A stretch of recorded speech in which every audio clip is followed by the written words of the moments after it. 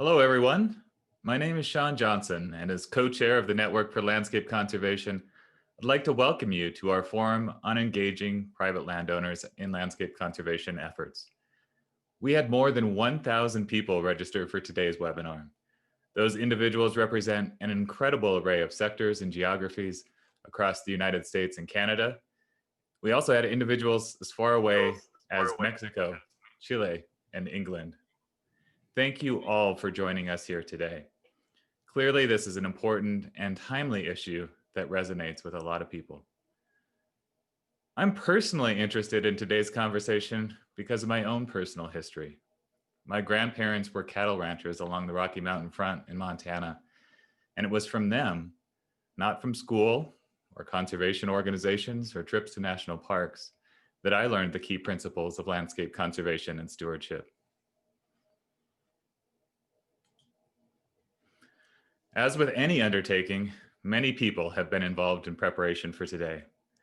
I want to especially acknowledge and thank Ernest Cook, the Interim Director of the Network for Landscape Conservation, Bob Bendick, the Network's Policy Committee Co-Chair and Co-Chair of our 2017 National Forum, and John Mankowski, who provides the intellect and horsepower that fuels the Policy Committee's efforts. Thanks as well to the rest of the planning team who contributed your time, your voice, and your talents to help design today's forum.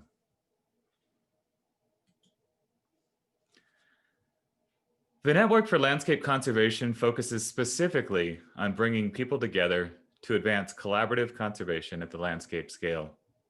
We have more than 4,000 members, 250 organizational partners, and a cross-sector leadership team from across the country that includes over 30 experienced and passionate conservation leaders, representing nonprofit organizations, agencies, tribes, academic institutions, private natural resource-based companies, and more. The network is a fiscally sponsored project of the Center for Large Landscape Conservation.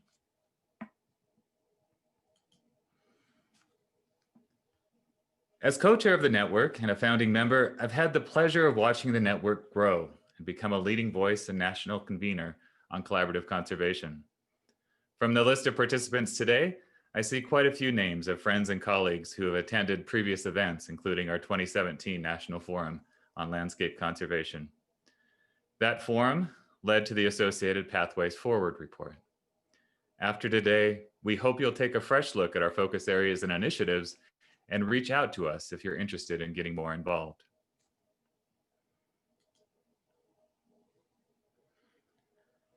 Today's forum is the second in a series of policy discussions on collaborative landscape conservation, with additional ones planned on diversity and conservation, indigenous landscape conservation priorities and approaches, and state and regional efforts. If you're not already on the network's mailing list, you can receive updates and details on these future events by signing up for our newsletter on the network's website at www.landscapeconservation.org. When registering for this event, many of you shared challenges or identified areas where policy changes could help with landowner engagement. I was impressed with the scope of ideas and specificity of your recommendations. A few that stood out to me were around funding and finance, especially how we could better measure and share the cost of the conservation benefits that are provided by private land. You also talked about the need to look out for wildlife, especially wildlife movement across private lands, focusing on the challenges and opportunities related to climate change and carbon markets, and much more. But what really stood out to me wasn't just these ideas and topics, it was the recognition that we need to find better ways of working together to get these things done. We need to engage authentically, build trust, focus on the health of our relationships, as much as on the health of the landscape. Everyone's voice in this conversation is important, and we'll continue to reach out to ask for your insight, experiences, and ideas. The next opportunity is coming very soon with a post-event survey. We hope you'll take a few minutes to share your thoughts with us while they're still fresh. In fact, you don't actually have to wait for the survey itself. During the forum, we encourage you to share your thoughts in the chat box below. We'll save the chat as part of the strategic thinking of this forum and capture your remarks as best we can and a summary document we'll prepare afterwards. Finally, please use the Q&A function at the bottom to ask questions of the panelists during that section of today's presentation.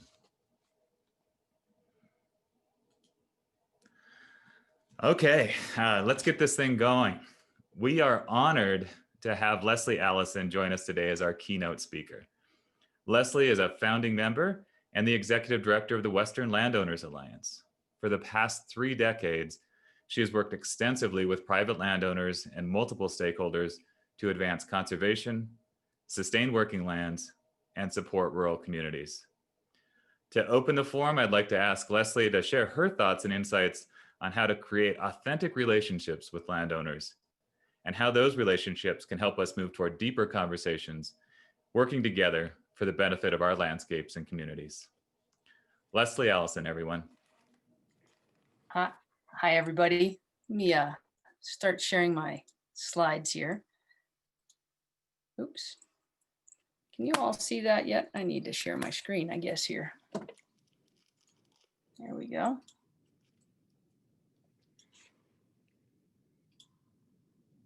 All right. Can you guys see that? Sean, are you able to see that? There we go. Looks good. There you go, Lesli. Perfect. All right. Thank you. Well, thank you all very much for the opportunity to be here today, talking with you, many colleagues listening in today. We're here to talk about engaging landowners in collaborative conservation. And there are actually many wonderful things happening all over the country in this respect today. Many of them thanks to those of you participating in this network and on this call. But we wouldn't be here having this conversation today if it was all going as well as we'd like. So I'm not going to talk about so much what is working, but rather some things that continue to hold us back. And I wanted to start out by examining what we mean by collaboration and conservation, because these terms can be a little bit soupy. So true collaboration is like good sex. Both parties set out together in pursuit of a shared and mutually compelling purpose, and they figure out together how to make it work. And when it's good, you know it. In fact, it feels great and it can result in rewarding lifelong relationships. True collaboration should not be confused with cooperation or negotiation, though both of these can be part of the collaborative process. But if you're involved in a situation in which you don't particularly like or respect the other partner, and the whole relationship is about getting them to cooperate with your agenda, it's probably not really a collaboration. I know a rancher who was approached by a conservation organization that wanted his cooperation on a project. And standing with them on his own property, the first thing he asked them was, "Do you want me here?" In other words, would you rather us ranchers not be here at all? Because we have to be honest, right? If the underlying values and agendas are incompatible, then what we're dealing with really is a negotiation between parties of differing interests. So let's just put that on the table for what it is. I hear a lot from well-meaning conservationists that they know that it's important to try to understand landowner perspectives, to try to meet them where they are. But you also get a sense that even as they are doing that, they're sort of holding their nose. And if I'm a landowner, that's not an especially attractive proposition. And the chances are pretty good that I'm not even looking for a date in the first place. So this invitation to collaborate isn't going to be very compelling to me. I once heard an environmental leader say that collaborative engagements should be time limited with a clear beginning and middle and end, because, quote, "we don't want to have to spend any more time with these people than we have to." Ouch. The important point here is that collaborative conservation needs to be understood as something that people set out to do together in pursuit of a common and mutually compelling interest. And it's also really important that the relationships are not merely transactional, that we actually care about one another's success. So the next question, of course, is how we define conservation. For many years, conservation has largely been understood as the separation and protection of nature from people. But the landscape and the human engagement with it has never been black and white. Think instead of the landscape as a complex gradient, going from wild to urban. There comes a point along this gradient, that portion of the landscape that we often refer to as working lands, where the goal of conservation can no longer be to segregate people and nature, but must focus instead on how we integrate. These lands, which we depend on for our sustenance, are where nature and people come together. And it's where we have to learn how to be in right relationship, both with the land and with one another. In this context, conservation isn't about separation, it's about stewardship. On an increasingly crowded planet, our future depends on whether we can figure this out. This is the future of conservation. Yet to succeed, we need to understand and evolve some thinking that's holding us back. Thinking such as that the solution to saving private land is simply to put them under conservation easements. And while conservation easements are one of our most powerful and important tools, they can only take us so far, and they don't address the critical need to make it economically feasible to steward land for the many values landowners are asked to provide. Another thought we hear within conservation circles, quietly, is that the way to save lands is to put them in the hands of wealthy individuals who do not need to earn a livelihood from those lands.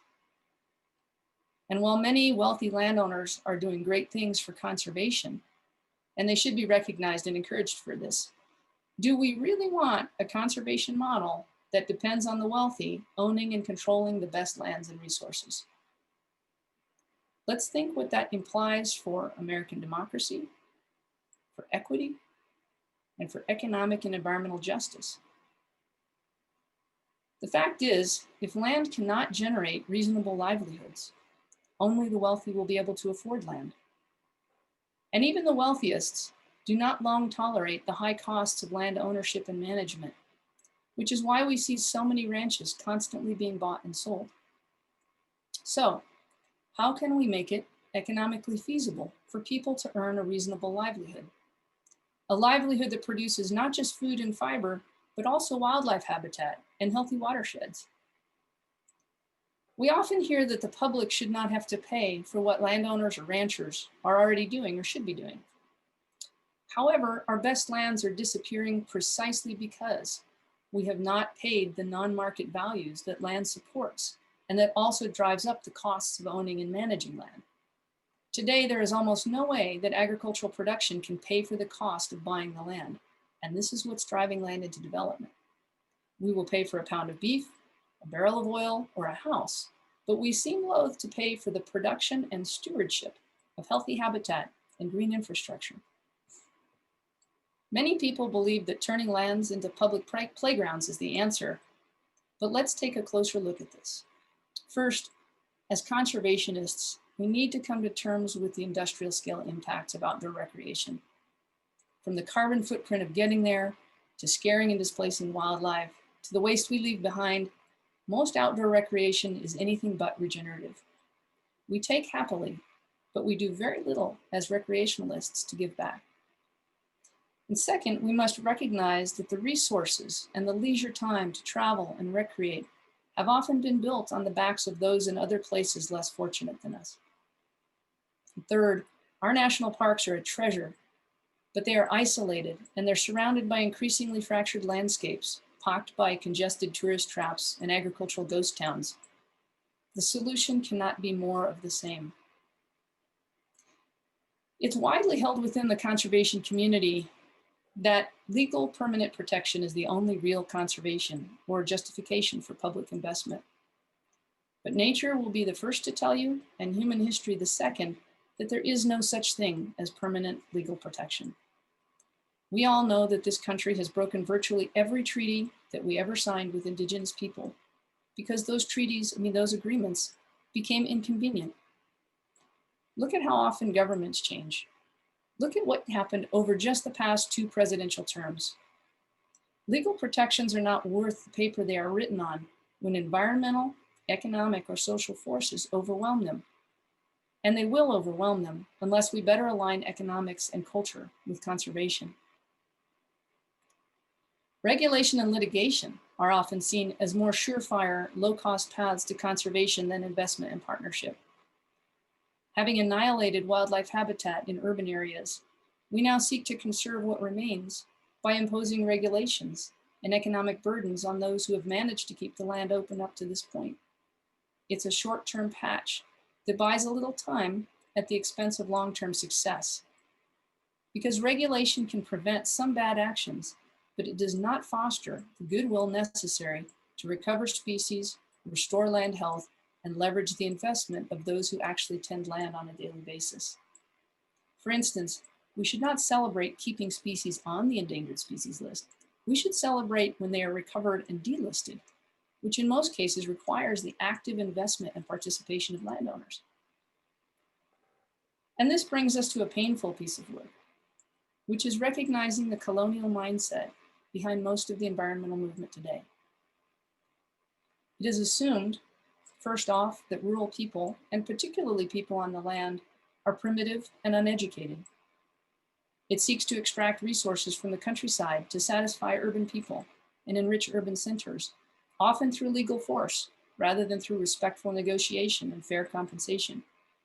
And these targeted resources can range from minerals to wildlife, to water, to recreation. I recently sat in on a call in which urban-based sportsmen's groups sought to regulate land uses in a rural part of the country for the benefit of game species and hunting pursuits. Knowing almost nothing of the place or its people, aside from occasional weekend hunting excursions in the nearby national forest, one of the participants declared, "We're just going to have to go out there and teach those people that good stewardship is in their own best interest."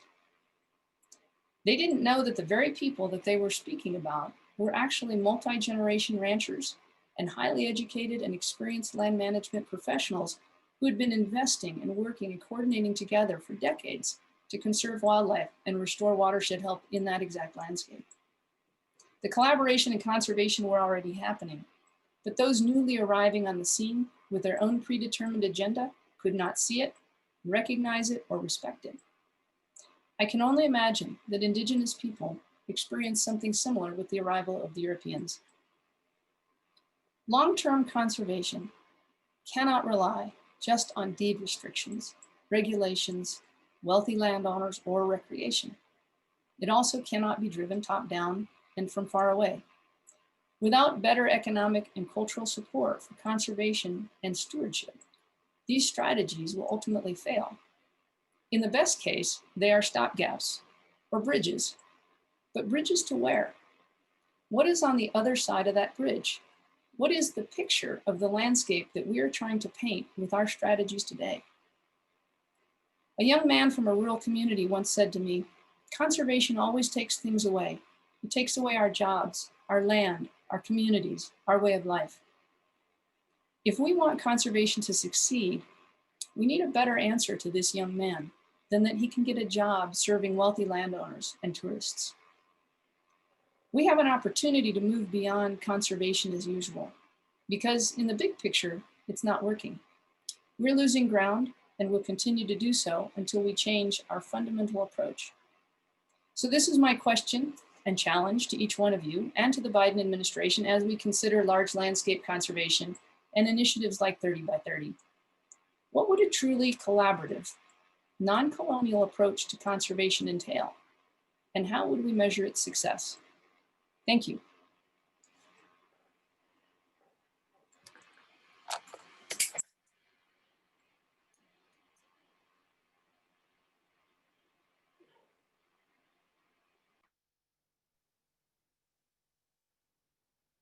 Thank you so much, Leslie. That was fantastic. And I was just writing some notes there as you were concluding. Wanted to make sure I captured that key question, that key challenge, seeing some really nice comments coming into the chat box as well. So people should feel free to share their thoughts there.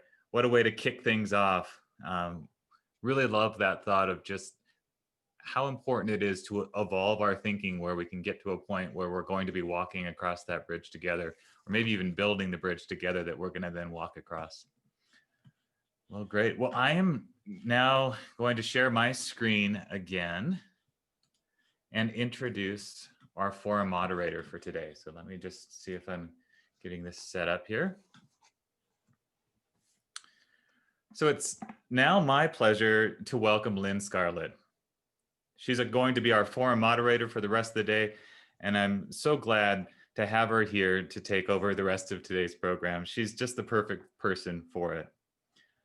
Lynn is former Deputy Secretary and Chief Operating Officer of the United States Department of the Interior. She currently serves on the CEO management team and is Chief External Affairs Officer at the Nature Conservancy. In that role, she has a number of different things that are on her plate. She oversees the Nature Conservancy's global efforts as they relate to public policy, corporate engagement, and she oversees their impact investment program called NatureVest. Across those roles, Lynn directs strategies in the United States as well as in over 70 countries. At one point, she was also the acting Secretary of the Interior. So just an unbelievable resume. One of the things that isn't always on her resume, but that I'm especially proud of, is that Lynn was one of the founding members of the Network for Landscape Conservation when it launched in 2011 as the Practitioners Network for Landscape Conservation. She's truly a champion of collaborative landscape conservation approaches, and indeed our perfect choice for today's panel. She bridges interests across private landowners, the nonprofit world, and government, and all of those voices are needed as we craft a landscape conservation agenda for 2021 and beyond. Lynn, welcome to the forum. The floor is yours. Thank you so much, Sean. And wow, Leslie, what a great way to open this forum. Your remarks were inspiring and really insightful. I'm going to start by introducing our panelists. We have Jimmy Bullock, Senior Vice President of Forest Sustainability with the Resource Management Services Company. There he oversees sustainable forestry, environmental policy and programs on forestry issues for RMS managed timberlands in the US. We also have Adam Kiel. He is with the Iowa Soybean Association and he is Senior Vice President of AgOutcomes, Inc. He helps administer Soil and Water Outcomes Fund, where he connects buyers of environmental outcomes with farmers and landowners. And he was also had a prior role as the Director of Conservation for the Iowa Soybeans Association. Then we have Jim Lyons.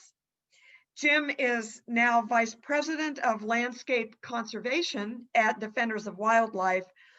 I first met Jim when he was Undersecretary for Natural Resources and Environment at USDA, but also, as has been noted, he served in the Obama administration as well. So welcome to Jim. He's guided implementation of conservation and forestry provisions of the Farm Bill and has also been a lecturer at the Yale School of Forestry before he turned back to Defenders of Wildlife. Then we have Sara Parker Pauley. She is Director of the Missouri Department of Conservation and President of the Association of Fish and Wildlife Agencies. So I want to offer a few observations to set the stage for our panel. And start with that phrase, past is prelude. Over 100 years ago, scientist and explorer John Wesley Powell observed the intersection of people and nature using a systems lens. He observed interdependencies and interconnections, and he concluded, and I quote, "People must necessarily work together for common purposes within interconnected spaces and places." Fast forward 120 years or more, and we see a growing embrace of Powell's vision. As Leslie said, we see large-scale collaborative conservation broadening in scope, scale, and the extent of partnering. We see large-scale conservation tableaus that involve landowners in the Gulf of Mexico, up and down the Mississippi River, where farmers are engaged in reducing nutrients into water, improving soil health, and other endeavors. All the way over in the Northwest in the Puget Sound, we see the crown of the continent across a vast space stretching from Canada down through Colorado and below, where landowners, agencies, nonprofit organizations, all are working together on conservation and shared outcomes. Now, this collaborative effort requires ongoing efforts, and that is not easy. I think Lesli alluded to some of the challenges: sustaining those relationships, building those relationships, identifying shared goals. Such efforts, though not easy, are also not new. But I do think this 21st century, we see a coming together of collaborative and large-scale conservation as a centerpiece of 21st century conservation. The impetus behind these efforts springs both from people and their passions, but also from the nature of the challenges we face. Think about it. Many significant conservation issues transcend jurisdictional boundaries. They transcend property boundaries. They transcend individual agency responsibilities. Among those are climate change effects, water supply and water quality issues, invasive species management, fire management, wildlife protection, and so much more. Many challenges to achieving conservation and restoration at these landscape scales challenge us. And to my mind, the success of these initiatives depends on at least 4 elements. You heard some elements from Lesli, but let me offer 4. First, we do need the generation and use of relevant transdisciplinary knowledge. I like to think of all of the deep individual discipline knowledge that we've developed over the last century, and now we face the challenge of putting Humpty Dumpty together again. How do we put biology, forest ecology, sociology all together to understand the challenges before us and the possible solutions at large scale? Second, and equally important as that scientific knowledge, is the incorporation of what I call local knowledge of experience and place. The practical local knowledge of farmers, ranchers, indigenous peoples, diverse communities across this country that live in a place, know those places, know its rhythms. I like to think of the poet Wallace Stevens, who once wrote that perhaps real truth resides in a walk around the lake. Third, we need the application of policy tools, plus public and private funding. We heard Lesli allude to the need for funding to shape, motivate, and support action among many partners for shared purposes at these large scales. And then finally, we need governance structures that facilitate rather than undermine coordination across agencies, landowners, communities, and that empower collaborative decision-making. So large landscape efforts all face challenges of motivation, collaboration, durability, accountability, that goodwill, and how to build and sustain it that Lesli mentioned. But also these efforts share opportunities to bring the benefits of stewardship to people and nature through pursuing shared goals. So I think the ultimate vision is a phrase I often like to use. What we get from this is healthy lands and waters, thriving communities, and dynamic economies. So with that overview, I want to start the discussion with our panelists. We're going to strive for a bit of a conversation. And I want to start by asking Jimmy and Sara about private sector engagement, policy, and conservation markets, and specifically, what innovations in markets and policies do you think can help cultivate greater landowner participation?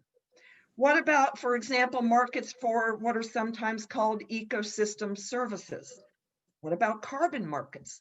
What about credits for conservation work? And how can we make all of these tools more landowner friendly? So Jimmy, let me turn to you and get the perspective from the forest context. Thanks, Lynn, and thanks to the network for this opportunity, and thanks to each of you in the audience for your time today. And Lesli, excellent job. I just say ditto and shut up, and I'd be better served. But I'll just say from a landowner standpoint, private landowners, whether you're private forest landowners, farm landowners, or ranchers, a very diverse community small family forest owners to larger owners. But several things are common across the spectrum. The landowners who have the privilege to own and be stewards of the land do indeed feel they're good stewards. Most have different objectives for owning, but typically, as Leslie pointed out, most have to realize some economic return to be able to keep those lands as working farms, working ranches, or working forests. And I think that's really the important place of where policy and markets can intersect to kind of get to your question, Lynn. Strong, diverse markets, whether it's for cattle, whether it's for soybeans, whether it's for loblolly pine trees, or whether it's for ecosystem services, be it carbon, water, wildlife, or conservation, are absolutely essential to keeping working lands working. A very simple narrative for forest landowners: strong, deep, diverse markets provide clean water, clean air, wildlife habitat, rural jobs, and support rural economies. And they keep private lands working.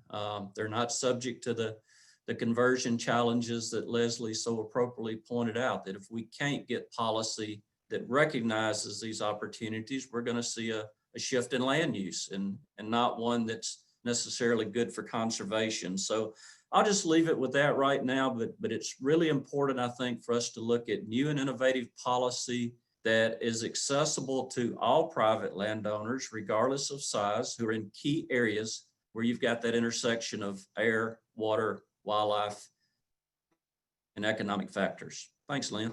Thank you very much, Sarah. So Sarah, let me turn to you. You wear the hat of a state agency, Missouri Department of Conservation. Can you, from your perspective, speak a little bit about what policies you either have seen or think we need to really help build out those marketplaces, for example, for carbon or ecosystem services? What are you seeing unfold, or do you see barriers to those unfolding?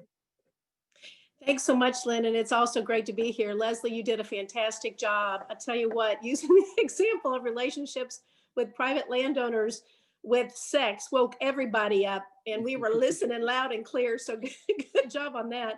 So Lynn, I'm going to get right to it. You know, I think there are good policies in place, and they can certainly be barriers. But I kind of want to focus more on the supply and the demand, that the market piece of that, because I think that is so incredibly key. That, you know, if we can really focus on where the supply chain is and connect the dots with supply and demand, there are real opportunities, because the marketplace is already in existence. And I think sometimes we haven't taken as much advantage of that as we should. A great example of that would be the Audubon Conservation Ranching Program that has customers paying a modest premium for bird-friendly beef. And we are seeing a real growing interest in that program here in Missouri. As an example, I heard today a cattle rancher moving to Missouri so he could buy up land closer to Kansas City, where the Kansas City hospitals are already looking for this sort of healthy, conservation-friendly beef. And so making those connections between supply and demand, I think, are so key. Another example in Missouri is the carbon credit incentives administered by the Bear Crop of Science program, which is to plant cover crops. So there's another example. But is it enough to really do what we're talking about doing and really have an impact on declining species and on climate change? And I think this is where we just got to do a better job. Leslie gave examples of the barriers of the connection with agriculture. One tool I want to mention briefly here in Missouri is that we're very excited to announce a partnership with the University of Missouri to create a Center for Regenerative Agriculture. And so this center will be key in promoting sustainably produced food. It will be aimed at consumers and the promotion of the latest research aimed at ag producers on the economics of conservation practices, such as adding native grasses. So we're very excited about this new partnership and how we can better market and connect the dots. I'll leave it there for now.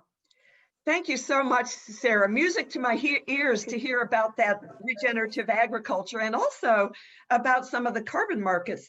I want to build on that and this time turn to Jim and Adam and explore the context of climate, but also water protection, and talk a little bit more about policy ideas and or finance tools for promoting carbon sequestration as well as water quality. And in a way that, of course, yields, yes, outcomes for nature, but also for working agricultural land. So let me turn, Jim, to you first, and then on to Adam. Okay, thanks very much, Lynn. I appreciate it. And Leslie, kudos on a great job today. You know, I think we have a tendency in the conservation community to think about community in an ecological context. And obviously, conservation is a human construct. So if we're going to be effective, to Leslie's point, then we need to think both about the human community as well as the ecological community as we design programs and try to strive to achieve the climate and conservation outcomes that we seek. I mean, it's clear from the names of the organizations that we work with, Partners in Conservation, the Fish and Wildlife Services Joint Ventures, and of course, Leslie's own Western Landowners Alliance, that we're striving to bring these pieces together. I think there are opportunities to do that. And one place we certainly can do that is in the upcoming Farm Bill. I'd suggest that we have a long history of using government resources, government expertise, and past knowledge to develop strategies to deal with the contemporary problems we face. Back in the 40s, it was the Dust Bowl, and we developed strategies, the Soil Bank program, and strategies to try to address erosion rates. Created actually the Soil Erosion Service, which ultimately became the Soil Conservation Service, and then in the 90s became the Natural Resources Conservation Service.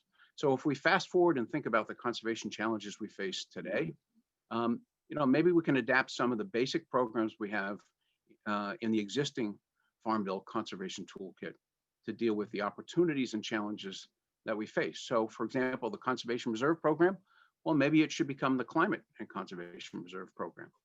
And we could target those areas that have rich resources from a climate standpoint, carbon sequestration standpoint, and achieve both the outcomes we seek for dealing with climate with the outcomes we seek for conservation. In fact, there's a lot of research that's been done. TNC has done some of this, Defenders of Wildlife and others, that demonstrate that there's a high correlation between areas of high carbon value and high biodiversity value. So in many respects, without a lot of change in that CRP program, we could expand the scope really to deal with, I think, those kind of climate issues. I think there are other opportunities to build programs that reflect the kind of support government agencies can provide, working with private purveyors of conservation advice, people like Jimmy, to help move things forward.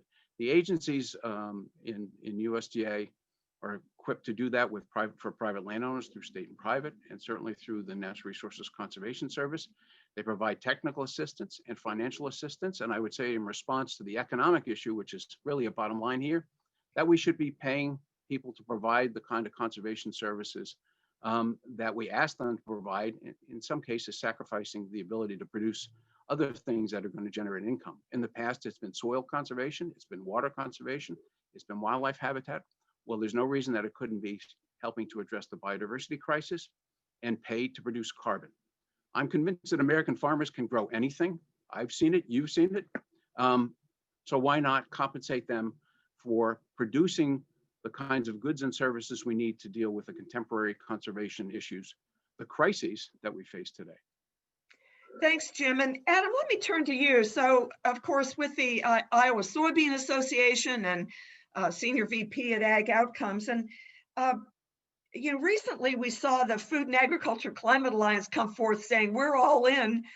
We want to be the solution. We have something to offer. But as someone who works in this space, I'd love to hear your thoughts on what you see as the challenges of really mobilizing the farmer's role in, say, regenerative agriculture, soil health, and carbon sequestration.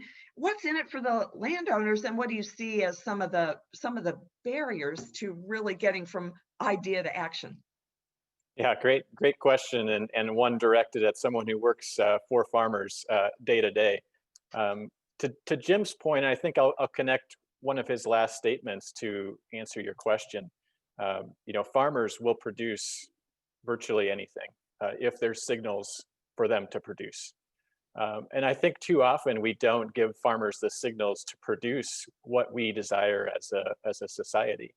We're not encouraging the production of carbon right now. We're not encouraging the production of water quality.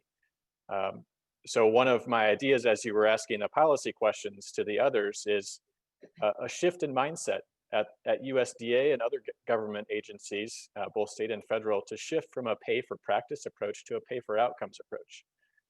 And that's something that we're working on, but boy, it's an uphill battle to get USDA to shift from a pay for practice approach and to kind of wrangle that out of their control and shift to a program where we're paying farmers for water quality improvements and carbon sequestration. And that challenge is as much an opportunity because the farmers that we're working with see that, and they see the price that we're, the price like a bushel of soybeans, but we've assigned a price per pound of nitrogen reduction or a ton of carbon sequestration, and they're responding. And farmers are doing, that we're working with, are doing many practices at once and getting away from this practice by practice and equip contract to equip contract approach. So I think if we give farmers true signals to produce, they will respond. And I see that in the comments, there's a documentary that someone mentioned about Kiss the Ground, a great documentary about the opportunity we have in ag to be a solution. I wouldn't say that ag is the solution for our climate crisis, but it most definitely is one of the solutions, one of the many solutions.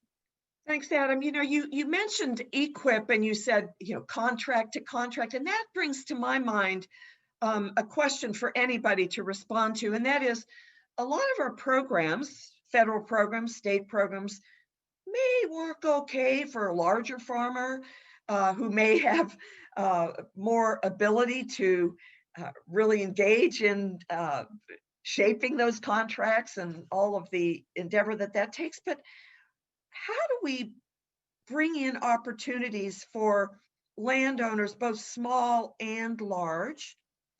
And how do we ensure that these opportunities that we're talking about really help enhance green jobs, really help to address the issues of social equity that have been so much top of mind, always important, but especially top of mind in recent months and years? So anybody chime in on thoughts about that? And Well, just I'll go. Okay, go ahead. No. Go ahead. I'll go first.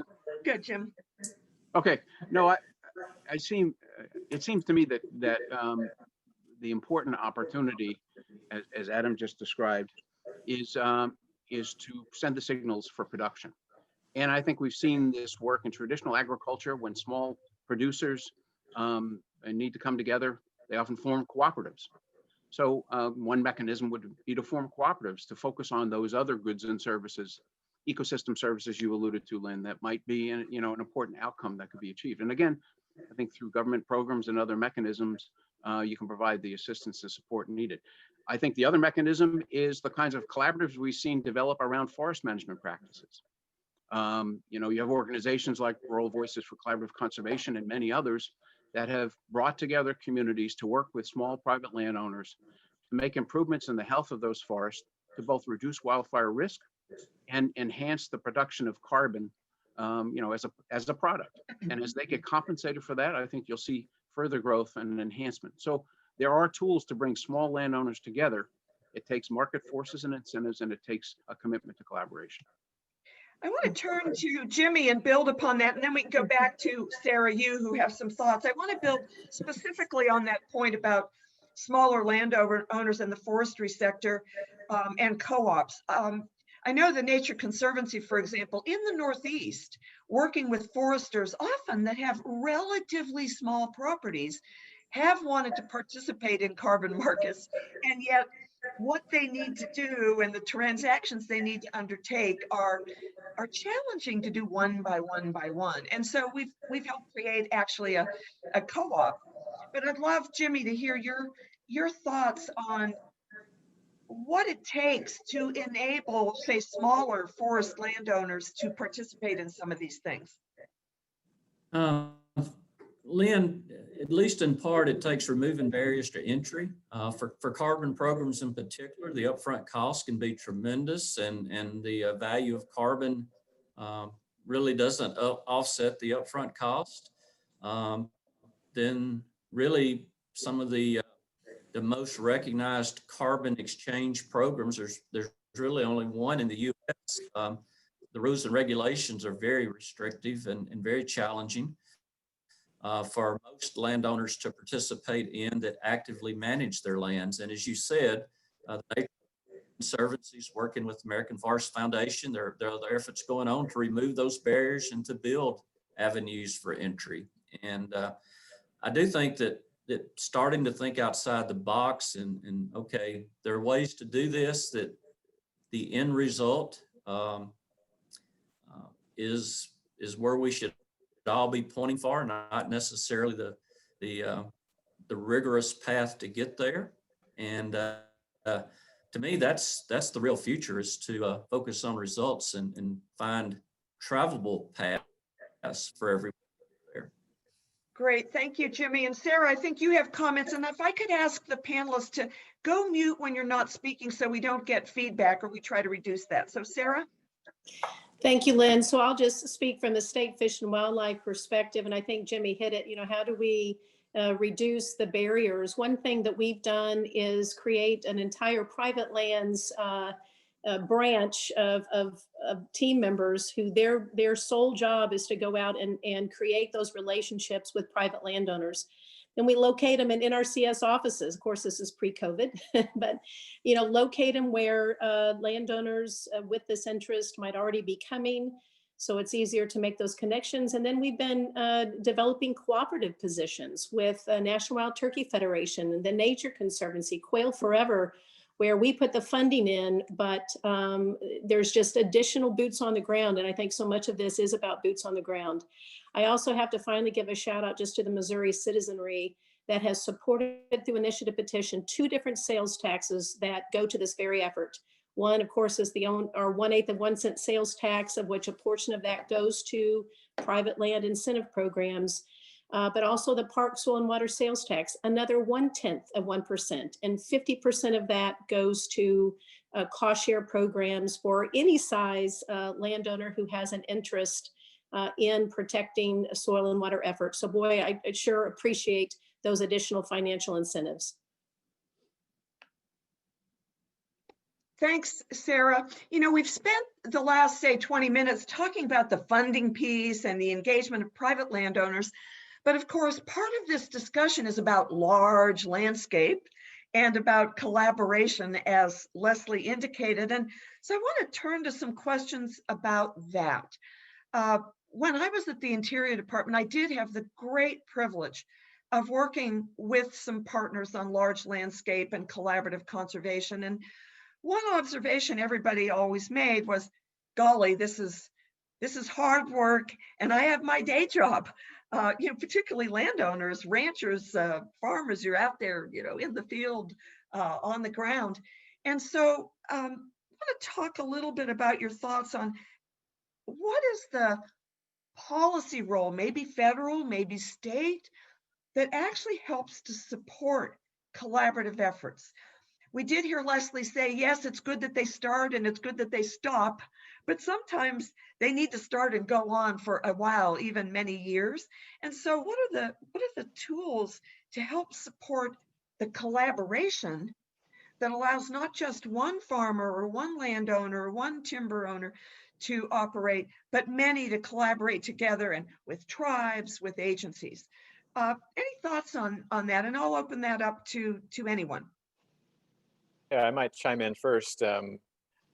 Just to share a little Farm Bill experience here. I think the conservation title in the Farm Bill is probably our largest conservation program on working lands in the country, and yet it only touches less than 10% of working lands. You know, I think we need to entirely rethink how the conservation title works, and encourage more partnerships than are currently occurring, more collaboration than is occurring through the conservation title. Someone in the chat mentioned the Regional Conservation Partnership Program. That is a start, but it's exactly that. It's not the end all be all. I think we can do more in the conservation title to leverage the signals that corporate America and non-government entities are sending to their customers in their climate goals, and look to leverage that with USDA programs. I think there's huge opportunities there that we're missing if we take a government-only approach, and encouraging more partnerships, more robust partnerships, true partnerships with USDA that are beneficial for both parties. I think too often through some of those programs, it's you know, more beneficial for the government agency than it is for the collaborating partner. So to Leslie's point, you know, we need to know at the end of the day that our collaboration was mutually valued and respected. And I don't know that that's quite occurring today. Thanks so much, Adam. I'm so glad you mentioned the Regional Conservation Partnership Program, which I do think is trying to get at that sort of focus, bringing people together around shared goals. Other thoughts, though, on this challenge? How do you support and sustain the collaborative effort so that these efforts can unfold at large scale? Jim, looks like you have something to say on that. Well, I was going to say, Linda, I think a great example of a large landscape conservation strategy was the Greater Sage-Grouse Conservation Strategy. Now that involved public lands and public land agencies, but you know, a large part of that was the private land work that was facilitated by NRCS through their Sage-Grouse Initiative. And through SGI, the Sage-Grouse Initiative, they provided technical assistance and support. They really facilitated collaboratives on the ground that continue to engage in practices that are in part paid for by the federal government, but enhance their farm and ranch lands as well as habitat for the species. And I think that's an important element. I mean, landscapes are not uniform in any way, shape, or form, even though we think of the West largely as public land focused. That's not true, as evidenced by the extent to which private lands play a critical role. In fact, Elder Leopold said in the late 30s, something to the effect of, it's the American farmer who will weave the rug upon which America stands. And I think that's still true today. But it's science-based, landscape-driven collaborative conservation that is really implemented on a community level at the ground that I think sustains it. Once people get to know each other, understand these programs, and see the benefit of the outcomes and the results for them personally, and that's not always monetary. It's the ability to go out and see that wildlife and enjoy it, which is one of the reasons a lot of people live in those parts of the world. That is oftentimes the reward that keeps people committed to those community-based conservation efforts. And I think it's very effective. Thanks, Jim. Sara, I'd love to turn to you. And, you know, the agencies, federal, state, tribal, local, play a part in all of this. And one of the challenges that I had experienced when I was at Interior is that agencies have their own portfolios, their own ways of working. And yet, in addition to working with landowners, there are challenges of getting cross-agency partnering and working together. And I'd love your thoughts on how that works, what can make that work better. Thanks, Lynn. And I think Jim just gave a great example in the sage-grouse. I will tell you in Missouri what we've done really since for decades, but really starting in 2012, working with other agency partners, both state and federal, then working with NGOs and agricultural partners. We looked at all of the data layers and we said, where are those priority landscapes in Missouri? We can't touch every square inch. So where are those priority landscapes? And we chose 9 with all of the partners together, really identified, let's start with these 9 priority landscapes. And then we're applying all of our resources together from a technical assistance standpoint, financial assistance standpoint, all of the outreach we've been talking about with private landowners, because on those priority landscapes, there's a lot of private land. In Missouri, 93% of our land base is in private ownership. So I think prioritizing across agencies and across partners has really been important for us. Then I've got to mention the Midwest Landscape Initiative, which is now all of the Midwestern Fish and Wildlife agencies and the Fish and Wildlife Service and other partners have come together to do the same thing, basically to say, what are those priority issues that we all need to be focused on across state boundaries? Really have some key priorities that have already, we've started work there. And I know similar regional efforts are going on in other parts of the country. But this, I think it's another example where we're putting aside some of our siloed barriers and beginning to apply finite resources to those highest priorities. Great, thank you. And Adam and Jimmy, I'd like to turn to both of you. Similar question, but from the vantage point of the landowner who's often at the receiving end of a multitude of programs and a multitude of agencies, whether they're federal, state, or otherwise. And so, Jimmy, let me turn to you first. And with foresters at the sort of receiving end of various programs and agencies, what do you see as the biggest challenges? But do you see anything that's really working well to enhance that kind of interagency coordination to make these programs work better for landowners?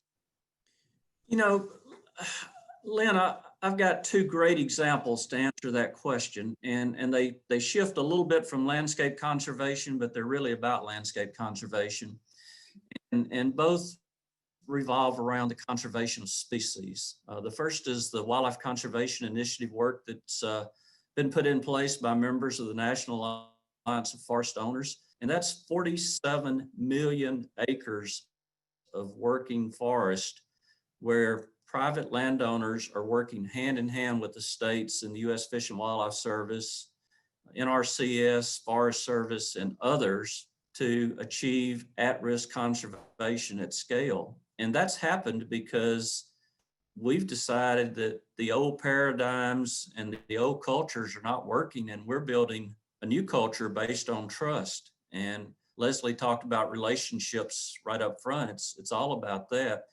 But perhaps more importantly for all private landowners is the conservation without conflict work. And that's both a coalition of over 50 organizations, most of which are represented on the panel or the audience or both. But it's really the idea that working forests, working farms, working ranches help conserve species through voluntary, non-regulatory approaches. And we're starting to see policy and programs that are geared toward collaborative conservation. And I submit if we get policy and programs geared toward collaborative landscape conservation in key areas, we'll see a change.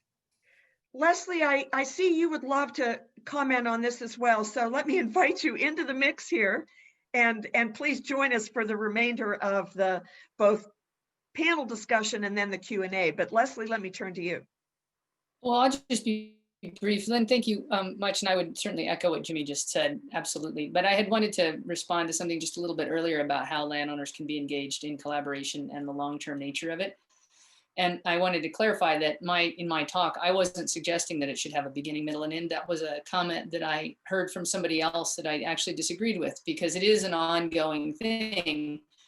And one of the biggest problems that we see is that whether it's on the philanthropic side or the government side, there's almost no investment being made in local homegrown conservation, collaborative conservation. That is the long-term ground game, and it's probably the most successful place. And we really don't see enough investment going into supporting those groups. You know, when landowners come together in a landscape and say, hey, we want to be part of the solution, that's probably a pretty good place to invest. But those groups really struggle. And what they do is they come together and they need somebody, they need capacity, right? It's always about capacity. They need somebody to manage that group, to reach out for grants, to talk to partners. That they can't do their day jobs and do that piece of it, right? So little tiny bits of investment in those local homegrown collaboratives yield so much return, and we could be doing a whole lot more to do that. And that solves a little piece of this equation that you guys were discussing earlier. So just wanted to put a plug in for that. We got hundreds of millions flowing into large NGOs based in Washington, D.C. And what we need is some of that coming out onto the landscape. Great, fantastic. One of the things that that the network has explored also is even whether the federal government, for example, could have, say, competitive multi-year grants for the local collaboratives, to give them a little running room, a little planning room, a little of that coordinating room to sort of get up, running, and going. But we've heard from someone that has ties with the ranching community, with forestry. So let me turn to Adam. Same question to you, Adam, from the perspective of the ag community. Yeah, that was great discussion. Thanks, Leslie, for interjecting there. And it kind of caused me to kind of forget your original question, Lynn. So I apologize for that. But speaking of landowners, makes me think of an issue that we have in the Midwest, where we have a high rate, extremely high rate, over 70% in some cases, of absentee landowner and tenant farmers. And that presents a whole nother challenge that we need to keep in mind as we consider how to work on working lands in terms of conservation. So we can't forget this dynamic of the landowner, but then there's also the farmer or the tenant who's doing the on the ground work and has the tools to implement the conservation in most cases. So I think that's an area for policy innovation, as well as how we can engage more with the tenant farmers in the Corn Belt region of the U.S. especially. Great, thank you. We've heard several references now in the last several comments to the matter of trust, relationship building, and so forth. And as we wrap up the panel and before we turn to the Q&A, I would love to hear your thoughts, anyone's thoughts on the ingredients of trust building. And I think about this in particular because, of course, certainly as I sit in Washington, D.C., I'm acutely aware of deep divides. There's deep divides in sort of national narratives. And yet this work requires trust, it requires respect, it requires many diverse people working together. So anyone want to chime in on the ingredients of trust building? What does it take both to build and then to sustain? I'll chime in first because I want to build off a comment that Leslie made in her introduction that resonated with me about easements and public land ownership and how it relates to working lands and creates a division, honestly. That narrative works in some locations with easements and land ownership, but working lands, that is the quickest way to create a divide that lasts for potentially generations when you talk about acquiring someone's working lands that has been in their family for a generation or two. So how we communicate, that message that we send has to be spot on from the start, and starting from a framework of easements is probably a non-starter. So I'll just kick off the conversation there as one way to bridge that divide or consider as we navigate these difficult conversations.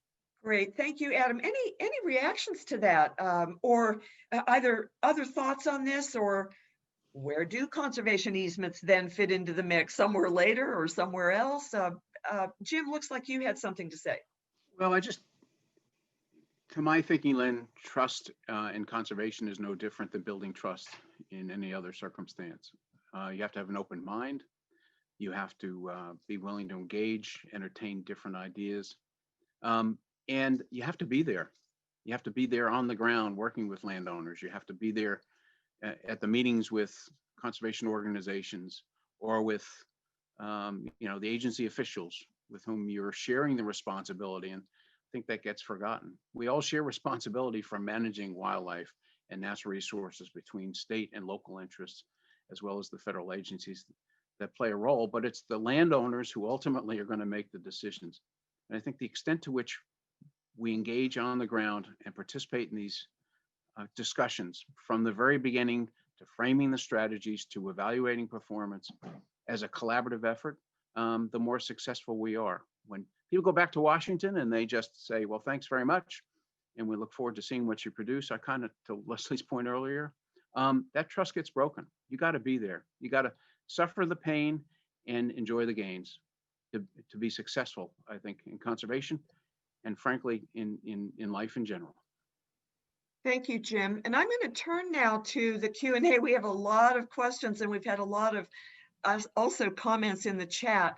And Leslie, do please join us, everyone, both on the panel as well as Leslie for the Q&A. And I think the first question is for Leslie, a tricky question. So thank you for your great talk, Leslie. But the comment is this: you talk about inequity and injustice with working landowners, and you referenced colonialism that they're experiencing. So how do you reconcile that message with tribal views on this exact language? No, it's a really great question. I think it's a really, we've had a kind of a colonial mindset for a long, long time. It just saturates so much of what we do. I think we don't even recognize it anymore. We live in a world in which we operate in a capitalist system in this country. Property is an asset, private property is an asset. We're confined by the system, and you can debate whether you like the system or not, but that is a fact. I think that when it comes to this question about land ownership and colonial mindsets, if we could switch our thinking, and this is part of what I was trying to get to today, that it's not so much about, who owns the deed, or, if you looked at it from space, if you looked at who owned the land, wouldn't know whether it was in a perpetual easement or not. What matters is how we steward the land. And I think that, I don't want to speak for Indigenous people on this, but what I've understood very much is that there is an Indigenous perspective in many cases, that people are part of the living landscape. We have a role in the living landscape. We're a keystone species. And you hear the exact same thing coming from many rural landowners. And that's maybe a big difference between urban and rural, is this idea that human beings actually have an important role to play in the landscape. If we look at land as a living community, and we have relationships around stewarding that land for the well-being of everybody, I think we can start to get past and colonial thinking. So I think that's the switch that I would hope that we would be doing. And instead of looking back, we're at a point we've got to be looking forward. How are we going to do this together? And how are we going to do it differently?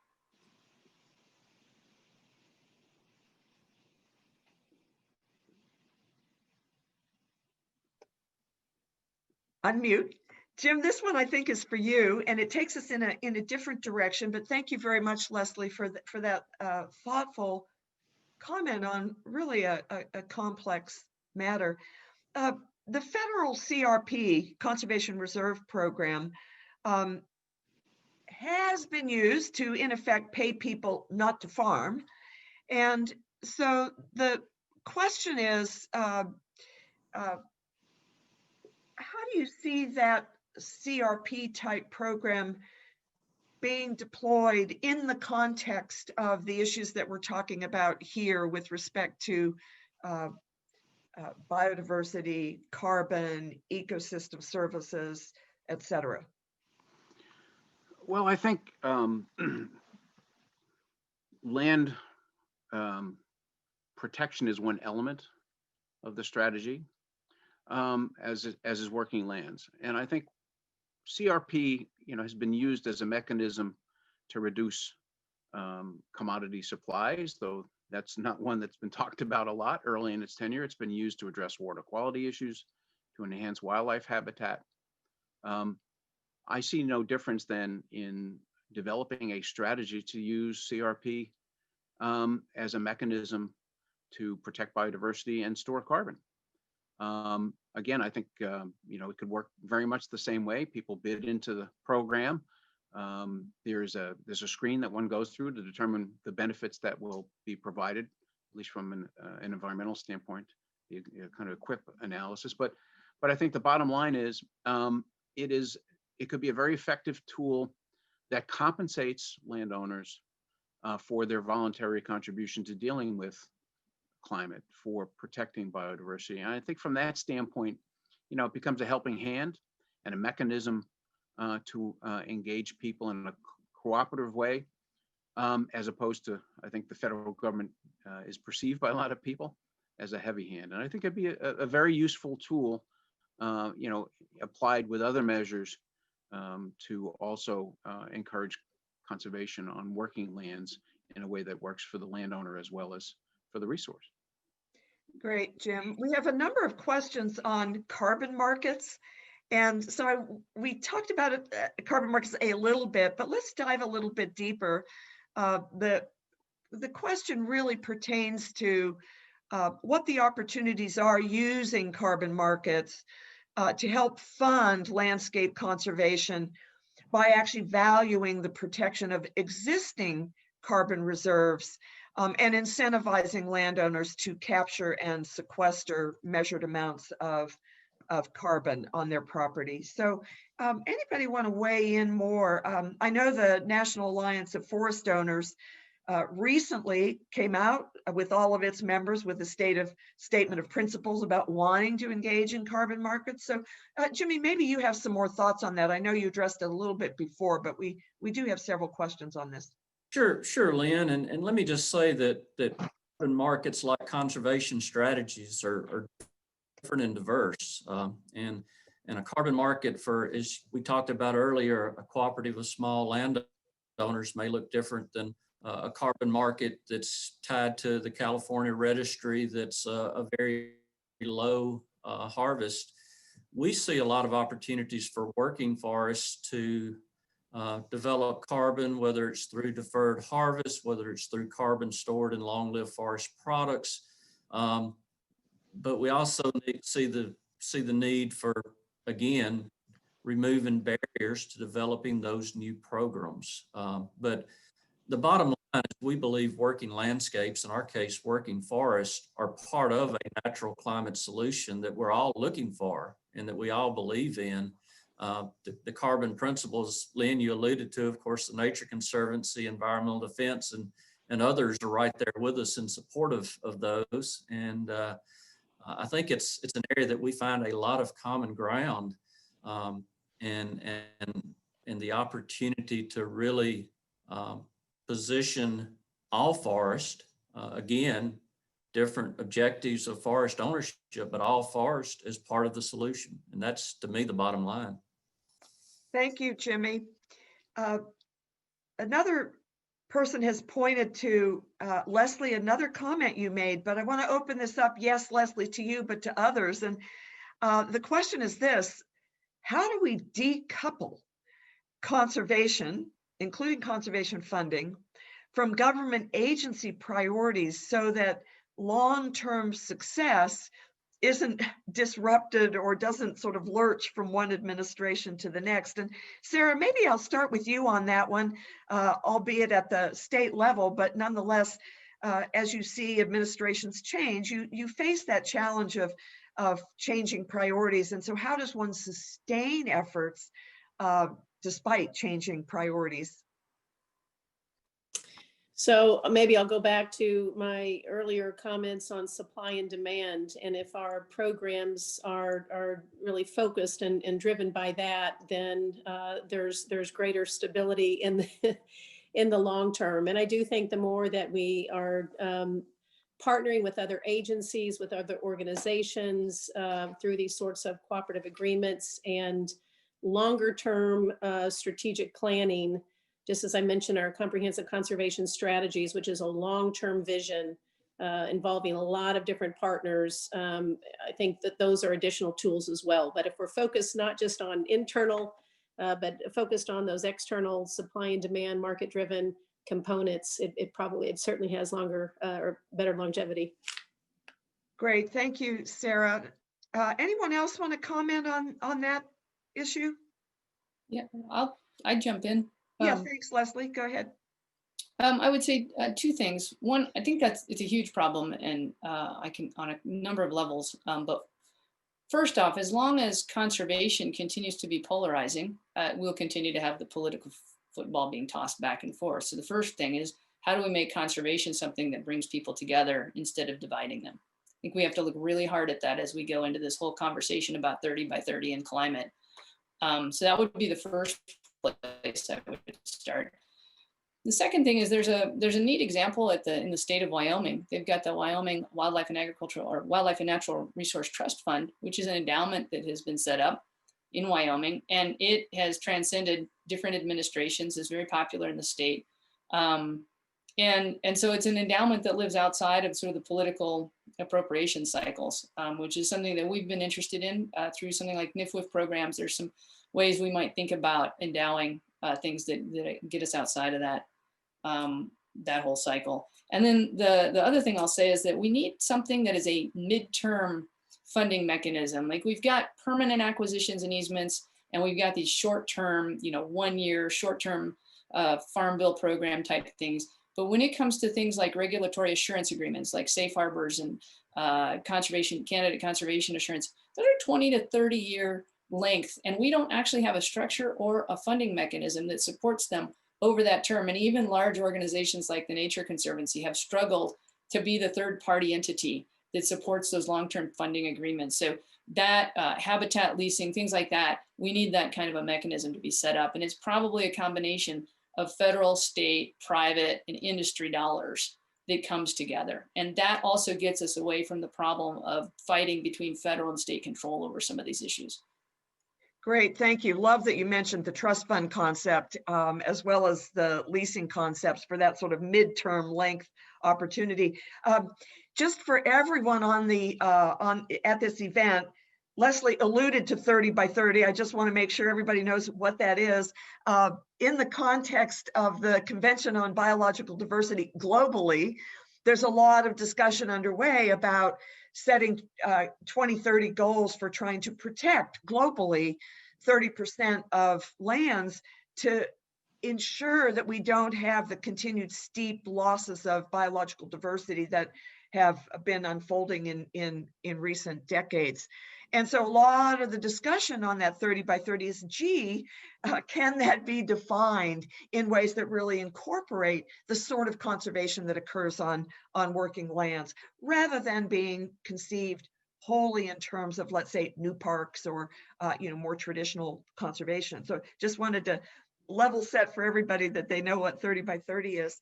I do want to raise another tool. So we've heard trust funds and habitat leasing and CRP, these various programs, but we haven't talked about conservation banking, and we haven't talked about offsets. So when you have a developer, let's say infrastructure developer, energy developer, a concept has been that, of course, first you try to avoid impacts in such development.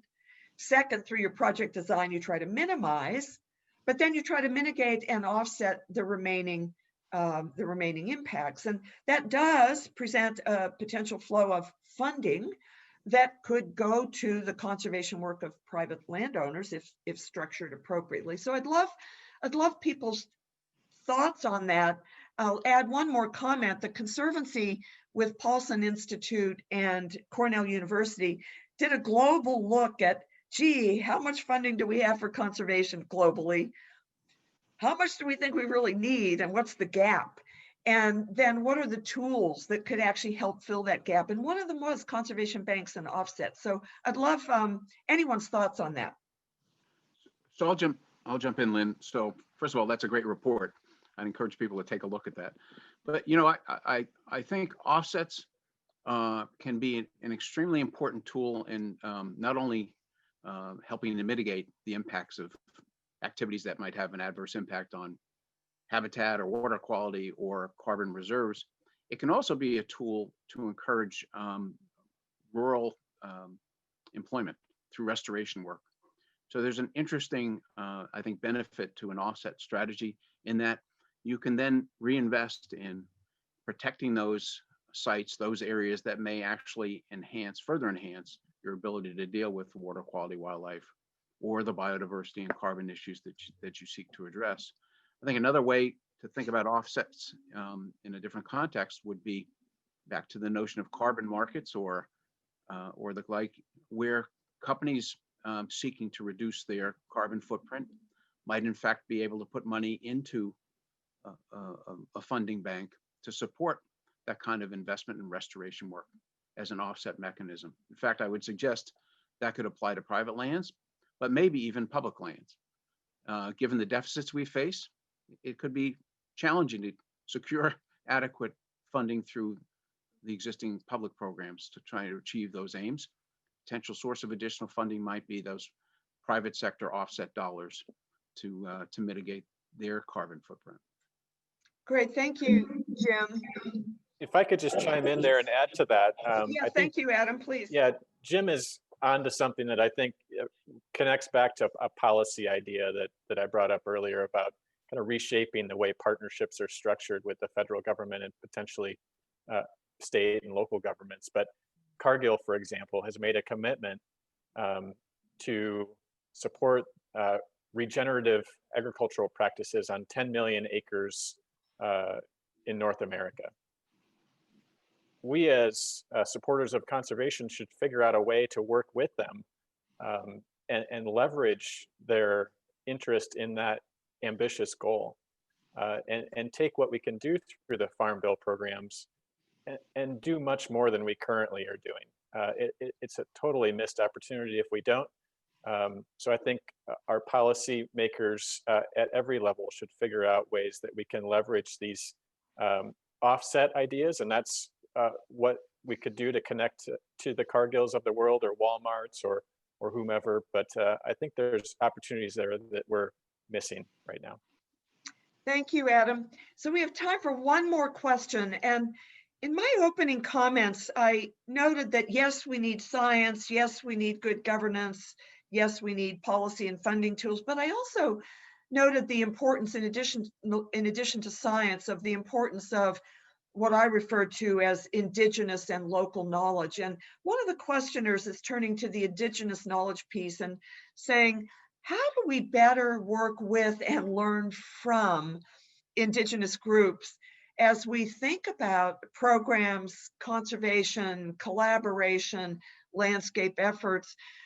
Many indigenous groups having for thousands of years worked in concert with the land and built up tremendous amount of stewardship knowledge. So how do we strengthen those relationships, that learning, that engagement? Any thoughts on that?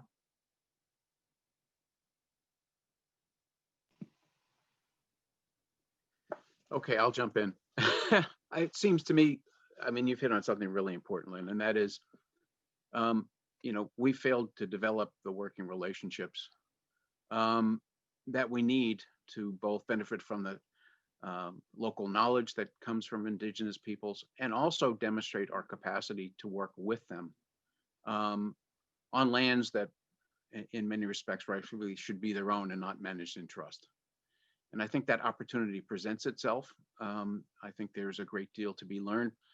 But back to what we talked about earlier, it's critical we develop the trust relationships and a willingness to listen and learn from what they've learned in living on those lands for generations. And thus far, we've done a terrible job of doing that. But I hope that opportunity is at hand. And I think we could learn a lot, particularly about how to address carbon and biodiversity issues, because those lands generally tend to be high on the scale in terms of achieving both those outcomes. Thank you, Jim. Did anybody else want to weigh in? So Lynn, could I weigh in from a little different perspective, not Please. just focused on indigenous populations, but I think the state Fish and Wildlife and the federal Fish and Wild, the conservation community has long recognized the need to focus on the relevancy of connecting nature in general with broader audiences. And so I've got to give a shout out to the many partners who were involved in the creation of the relevancy roadmap, which can be found on fishwildlife.org. But it really is identifying those barriers of what are those barriers that keep us all in the conservation community, of making that connection, of making nature and the out of doors relevant to everyone. And I know every state is tackling that. I certainly know the federal government is as well. We created a new relevancy branch in our own organization to begin to focus on populations that we have not been serving in the way that we should have, what are those barriers, and then strategies to get there. So we're all facing it, and just had to give a shout out to the relevancy roadmap. Great, thank you so much. And I regret to say we're just about at an end, so we're going to wrap up the questions, and I'll turn back over to Sean in just a moment. I want to offer a few reflections, and these build off, Sara, something you just said. Sometimes if we look back through the last several decades, often the refrain with nature, with conservation, is that it's something nice. But I often like to say that nature's not just nice, it's essential. And we see how essential it is to human health, not only through outdoor recreation, but the degree to which and the way we manage our lands are fundamentally essential to water quality, to the air around us, to climate. They're also incredibly intrinsic to economic well-being. After all, sometimes we just look at what we purchase in the store, but virtually all of that starts somewhere with resources that are on the land, on the ground, on a farm, somewhere. So nature's not just nice, it's essential. We need to work at scale. The challenges are enormous. Some would say even of crisis proportions. Landowners and landscape scale collaborative conservation, I think, really an essential part of that future. And we've heard from all of our panelists' thoughts on how we build upon the great record in large landscape conservation that's already underway. So with that, thank you to the panelists. Great panel, great content. And Sean, back over to you. Wonderful. Thank you so much, Lynn. Thank you to the panel. Thank you to Lesli for sticking around for the Q&A. Thank you to all of the comments that came into the box just now. Just going to close with a couple of quick comments and then say our goodbyes for now, but hopefully we get this back up here. So just from my perspective, what a wonderfully rich and informative conversation. Just so much appreciation for your insights, your ideas, the conversation, the engagement. There was phenomenal engagement online too, through the chat box and through the Q&A.